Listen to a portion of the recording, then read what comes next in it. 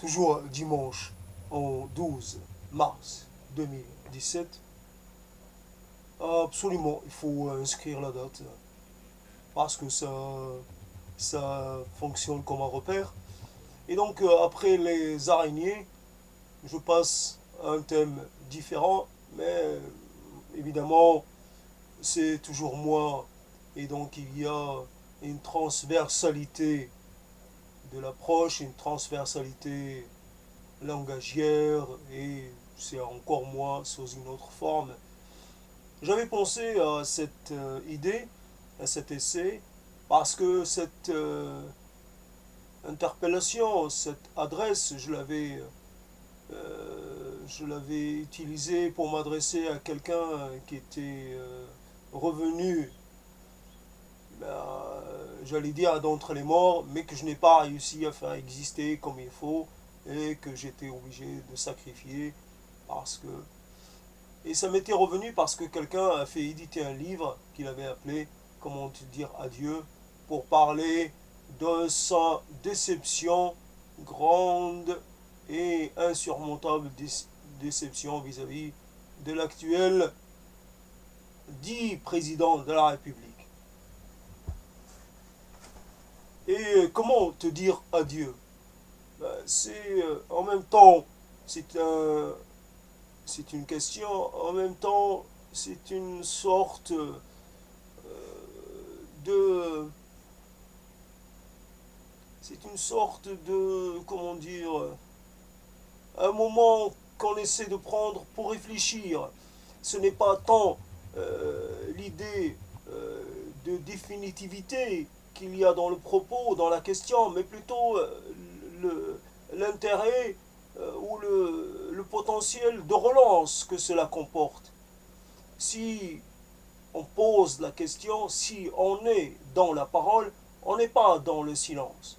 Une parole est toujours demande une réponse, demande un retour.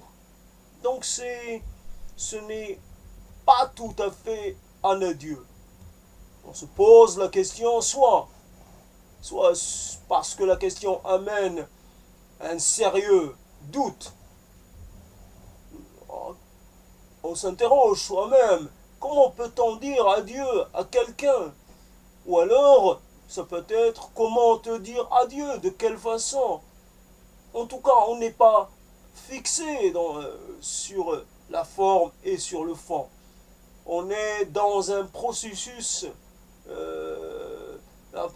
un peu malaisé de, de détermination de notre rapport, du rapport qu'on voudrait avoir à l'autre. Souvent, on essaie d'avoir le meilleur rapport, un peu le rapport bénéfice-risque. Nous sacrifions un peu pour permettre la circulation, pour permettre l'échange. Nous sacrifions un peu de notre ego, un peu de notre autocentrage. Nous acceptons de mettre quelque chose pour pouvoir recevoir quelque chose en échange. Souvent, c'est le déséquilibre dans les termes de l'échange. Pour emprunter un terme économique, une terminologie économique, c'est ce déséquilibre qui, à un certain moment, devient trop lourd, devient trop pesant. Et on se pose la question. Seulement, dans les affaires humaines, on n'est jamais certain d'avoir posé la bonne question ou d'avoir choisi la bonne décision. C'est toujours en permanence remis en cause, en permanence une sorte de révision. Oui, le révisionnisme dans les affaires de proximité. On n'est pas assuré jamais d'avoir pris la bonne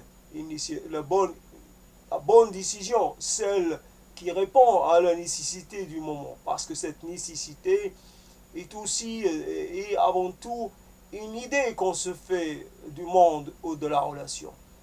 Et comme nous sommes des êtres qui fabriquons qui nous arrangeons avec la réalité. Dans cet arrangement, dans ce processus d'arrangement, nous faisons aussi beaucoup d'approximations.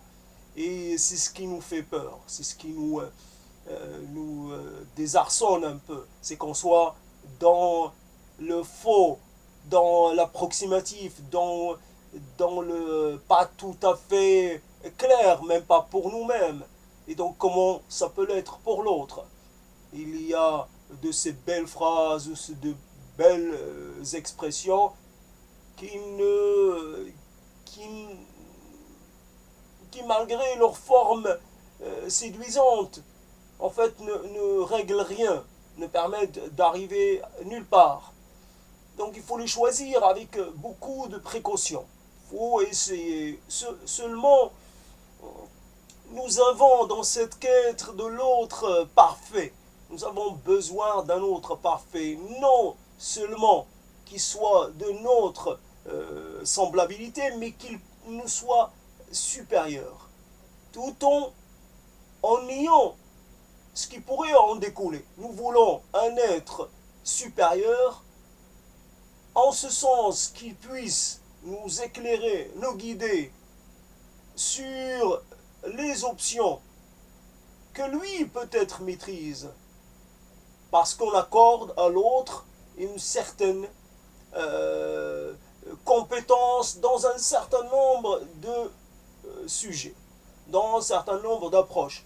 Nous nous réservons d'autres compétences pour nous-mêmes. Et ainsi, nous sacrifions, comme par exemple un citoyen qui sacrifie un peu de sa liberté pour pouvoir avoir une protection, qui sacrifie un peu de sa, comment dire, de sa souveraineté pour pouvoir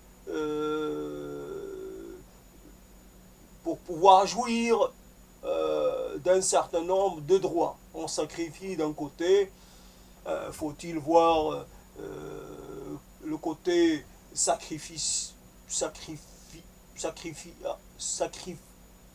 ou plutôt le côté où il y a un équilibre dans cette opération. Donc l'autre, il faut qu'il soit en avance. Il faut qu'il ait déjà parcouru les terres qui nous restent inconnues. Il faut qu'il ait déjà entrepris des périples que nous n'avons toujours pas entrepris. Il faut qu'il ait une avance sur nous dans un certain nombre de secteurs.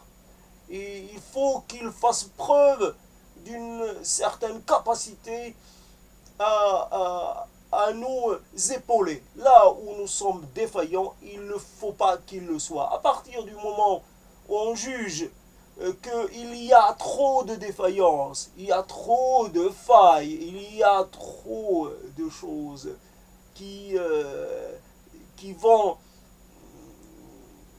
C'est... Comment te dire adieu sans te heurter. Voilà, on revient sur les choses sans te faire baisser en estime.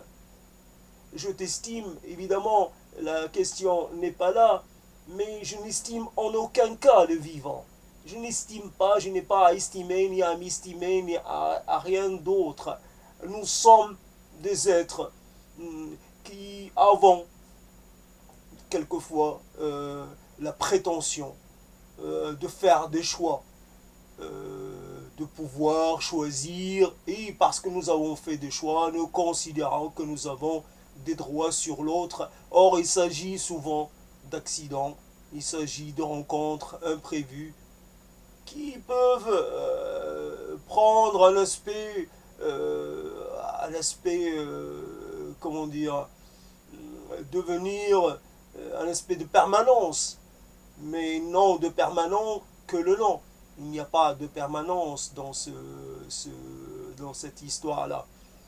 Nous, seulement, comme nous avons toujours peur d'aller vers l'inconnu, nous préférons garder ce que nous avons déjà, même si nous ne sommes pas satisfaits, plutôt que risquer de nous retrouver en sorte de déshérence, nous retrouver en vacuité, Nous n'avons personne pour interagir avec nous, nous n'avons personne pour provoquer ce va-et-vient que, que connaissent ceux qui échangent, ceux qui sont proches, etc. Donc comment te dire adieu? Aussi dans cette position, d'une certaine façon, on a toujours on raconte cette histoire de celle ou celui qui provoque la rupture, qui prononce les mots de l'adieu, de peur que l'autre ne les prononce avant lui. Cette histoire où nous ne sommes pas capables de savoir ce que nous sommes et ce à quoi nous devons, ce que nous devons revendiquer pour nous-mêmes. Si nous sommes dans un rapport difficile avec l'autre, nous sommes dans une situation qui ne nous est pas favorable. Il faut longtemps pour asseoir les éléments, les bases de ce rapport égal, de ce rapport équilibré, de cette équité. Et ainsi, il est une chose quand l'autre vous signifie votre éviction, quand il signifie qu'il vous exile de sa vie. Évidemment, il y a des gens, ils n'ont que de pauvres mots pour dire cela. Ils n'ont que des mots de tous les jours. Ils n'ont pas de réels arguments. C'est juste un mouvement d'humeur. C'est juste une sorte de non-désir. Nous avons besoin, même tout à l'heure j'ai traité de la figure de l'ennemi, nous avons besoin, même pour la séparation, nous avons besoin d'avoir des arguments qui tiennent. Quand nous sommes dans l'incapacité d'installer quelque chose de spécifique, de fort, de singulier, si on doit être dans la reproduction, dans une sorte de confort, je fais une chose, toi tu fais une chose qui est tout à fait prévisible, ce que je t'envoie comme stimulus, tu me le renvoies de façon tout à fait, je veux dire, presque machinale, ça va tout naturellement, ça revient tout naturellement. Il faut qu'il y ait, que ça rencontre un obstacle, il faut qu'il y ait quelque chose qui fasse que cette circulation s'interrompe ou se bloque. Parce que nous sommes souvent face à des gens qui nous proposent que du convenu, que du facile et de l'assuré. Nous avons besoin d'une chose qui nous désassure, qui enlève en nous ce côté, qui ce côté, cette propension à fuir, à fuir ce qui nous pose problème, nous met dans l'embarras. Nous ne devons pas fuir cela, au contraire, nous devons le provoquer, ne serait-ce que par jeu. Il doit y avoir une dimension ludique dans cette affaire. Le jeu, je me pose à toi parce que tu es la personne digne de cela. Je pense que tu corresponds à ce type de personne qui peut m'accompagner dans cette opération. Si je dois faire prendre des précautions interminables pour essayer de te faire parvenir le moindre petit message contrariant, qu'est-ce que je dois faire de toi? Vais-je ajouter un poids mort à d'autres poids morts que je traîne déjà derrière moi? Il faut pouvoir. Donc, nous devons, en fait, une sorte de religion de l'événement qui se produit en permanence. L'événement qui subit en permanence des corrections, des modifications, et qui presque, dans ce processus, changerait de forme. Nous devons être provocateurs de distorsion, de disjonction, divergence. À chaque fois, il faut provoquer cela, parce que c'est cela qui va singulariser un instant. C'est cela qui va donner une identité à un moment et qui va le singulariser, donc le rendre unique parmi les autres moments. Ainsi, il en faut beaucoup de quittances, il en faut beaucoup d'adieux, inutiles mais d'une certaine façon mais nécessaires, pour pouvoir commencer à élaborer ce discours sur le côté vivifiant, le côté intéressant, le côté salvateur de la quittance. Évidemment, nous pratiquons encore ce référent religieux. Comment te dire adieu, comment te confier à Dieu. C'est presque une figure imposée. Il n'y a, mais c'est vide, c'est creux. On l'utilise parce que c'est commode. Mais je ne te confie à rien. Évidemment, je te confie à quelque chose que je n'arrive pas à, à définir. Je te confie à l'inconnu. C'est la chose la plus simple, à l'inconnu des jours à venir. Inconnu, à un moment donné, même quand on est en proximité, nous ne pouvons pas protéger l'autre de l'inconnu de l'existence. Nous ne pouvons pas. Donc, je te confie à l'inconnu encore plus souverain, encore plus total qu'auparavant. Je ne vais pas être là pour te servir d'avertisseur ou d'éclaireur.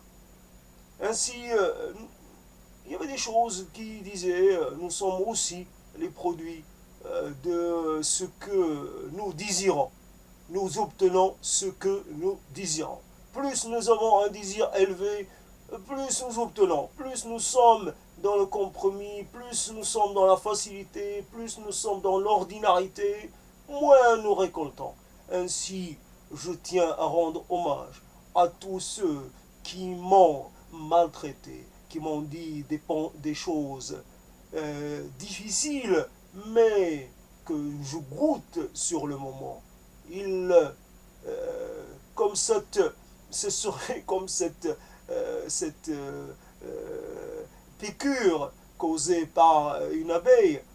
Bon, le cas n'est pas tout à fait parce que l'abeille il laisse sa vie, mais pour pouvoir un peu vous apporter du bien-être. Et ce sont des piqûres nécessaires, ce sont des morsures indispensables. Cette morsure-là, et comme ça, si je le mérite d'une certaine façon, si je me suis offert à toi pour que tu me maltraites, c'est que je suis, je me suis placé à ton niveau.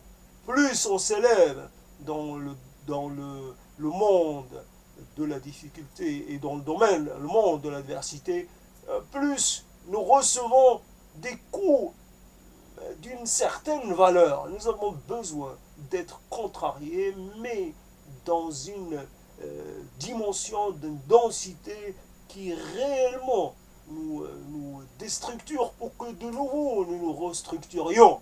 Parce que nous avons besoin en permanence de garder présent en nous ce pouvoir de nous poser la question sur le sens de nos démarches, le sens qui fait les choses qui font que nous acceptions ce que nous traversons.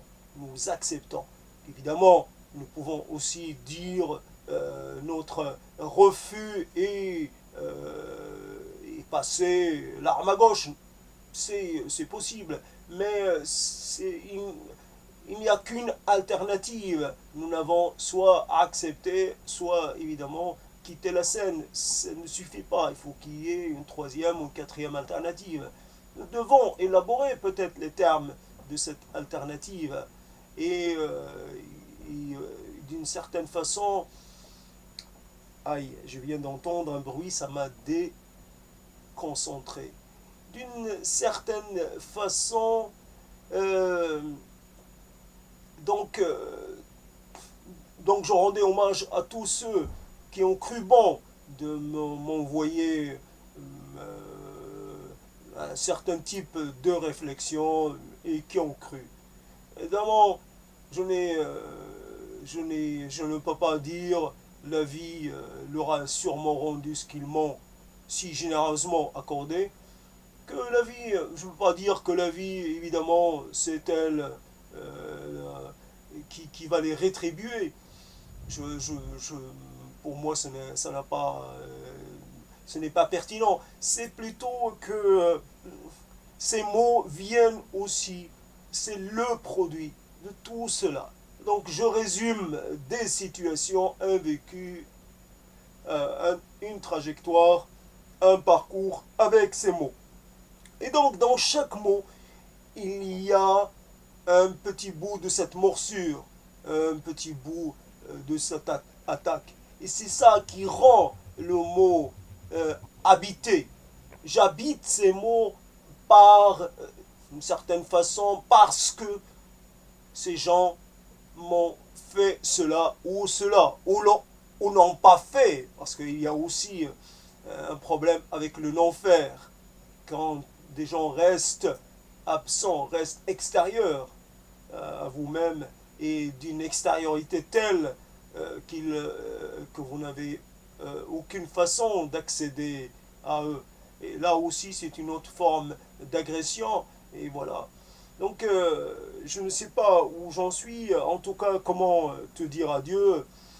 Il y a des fois des mots simples, mais ils ne sont pas suffisants. Les mots simples pour dire, pour parler d'une situation qui, euh, euh, qui contient en elle des, des dimensions multiples. Un mot simple reste un mot simple et nous avons besoin de convoquer tous les mots, le maximum de mots pour essayer de rendre compte d'une situation, d'une sensation, d'une impression. Nous avons besoin de tous les mots existants ou inventés.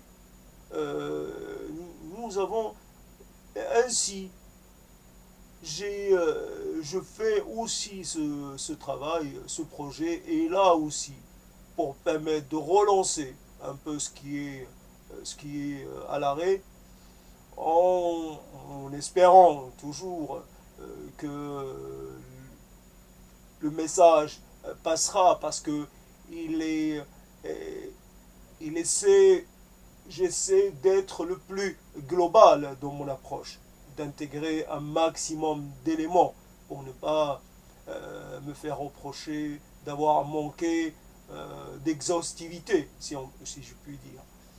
Voilà un peu cette histoire. On reste sur cette belle chose, comment te dire adieu. C'est qui l'a dit en premier, qui l'a chanté en premier, qui l'a pris en refrain.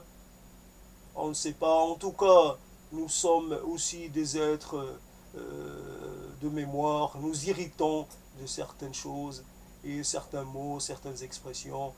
Et à notre tour, nous les passons à d'autres en espérant qu'ils en feront un bon usage.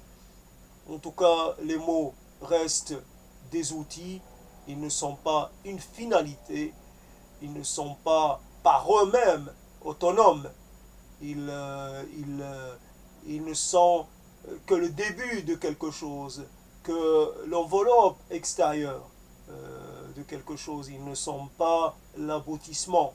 Il faut les prendre pour ce qu'ils sont et ne pas leur donner plus de sens qu'ils n'ont.